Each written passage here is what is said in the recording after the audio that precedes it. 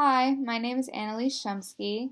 I am going to talk to you about CVS Pharmacy today. My case study focused on a new pharmacy program that addresses medical non-adherence. Um, for those of you unfamiliar with CVS, it's a mostly retail, like when you walk into the stores, but now it's become a lot of a pharmaceutical company that gives out prescriptions as well as over-the-counter drugs and like food and like greeting cards, stuff like that as well. CVS was originally a retail pharmacy called Consumer Value Store, founded in 1963 in Massachusetts. It quickly grew to 17 stores within a year. In 1967, retail stores added pharmacies to their stores, and by 2014, there were more than 7,800 CVS retail stores in the U.S. CVS Corporation, the parent company of CVS Pharmacy, merged with Caremark RX Incorporated, a PBM, and PBM represents Pharmacy Benefit Management, and the integration of PBM and pharmacy strives to improve prescription drug access, quality, user satisfaction, and efficiency.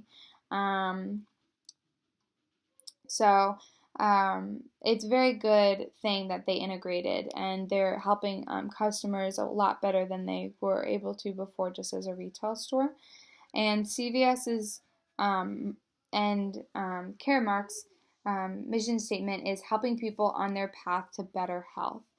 So in 2013, CVS reevaluated their finances to see that improving the medical adherence of prescription consumers would save the company money as well as the patients, which was a really good realization. And medical adherence is basically when patients take the correct amount of medicine for their medical condition in the right time, and also getting their prescriptions filled in the right time.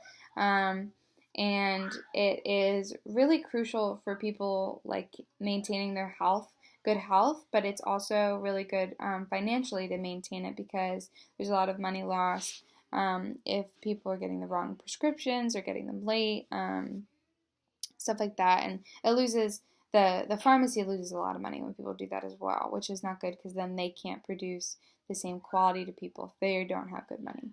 So it's this cycle that CVS wanted to address more head on. Non-adherence was estimated to at 290 billion annually, dominantly from those with chronic diseases such as high cholesterol, diabetes, and also like depression and heart disease, stuff like that. So CVS started the Pharmacy Advisor Program, engaging in three primary strategies: informational, behavioral, and complex. Informational focuses on educating the patients.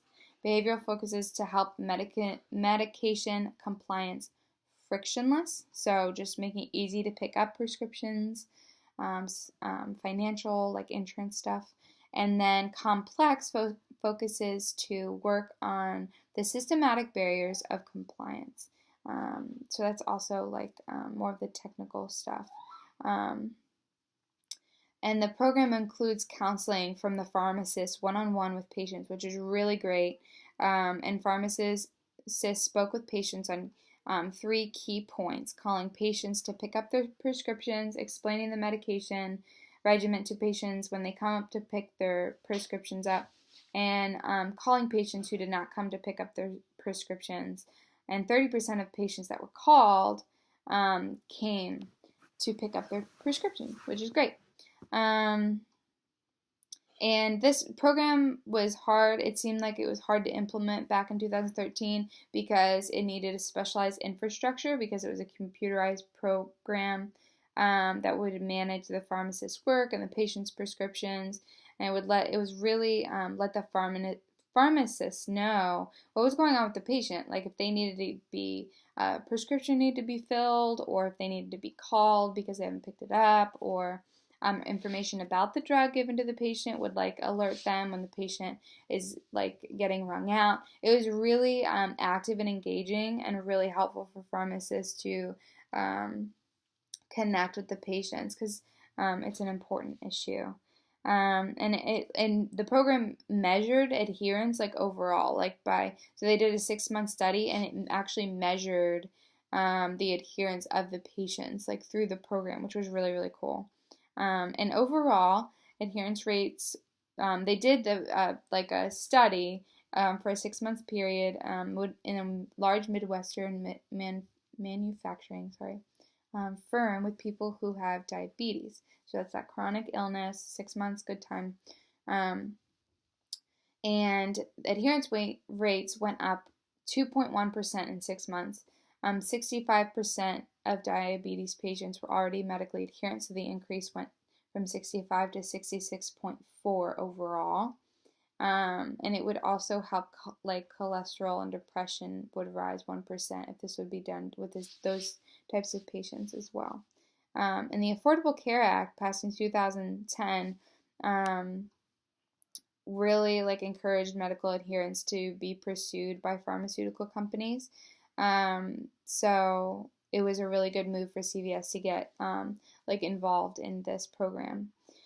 This program definitely helps CVS continue pursuing their goal of helping people better their health. It helped people to take their medicine the way they were supposed to. It was really engaging with the public, and it wasn't just like, oh, we're a pharmacy company and like here's your medicine. It was really like caring about the finances of the consumer and like their health issues and where like how they were doing with that.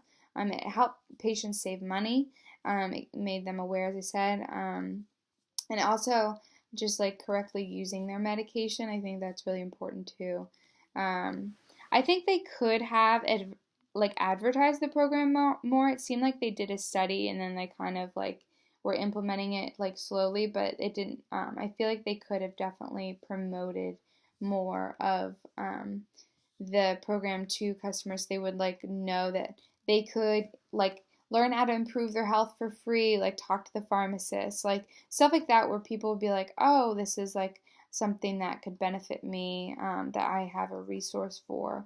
And like I think they also could have taken a survey at the end of the 6-month period of like for those who came in regularly and see if they noticed a difference in the pharmacist, like if they liked the company better, if they wanted to stay with CVS, stuff like that. They notice a difference, in the pharmacist's involvement in their health. Because sometimes pharmacists can seem a little standoffish because they're not nurses or doctors. So I think it was a really good way to connect that situation better. And just to implement these interactions with customers would help the PR evaluate, engage further, and it would help overall the efficiency of the program. That was my case study for the week. Sorry it was a little long. Thank you for listening.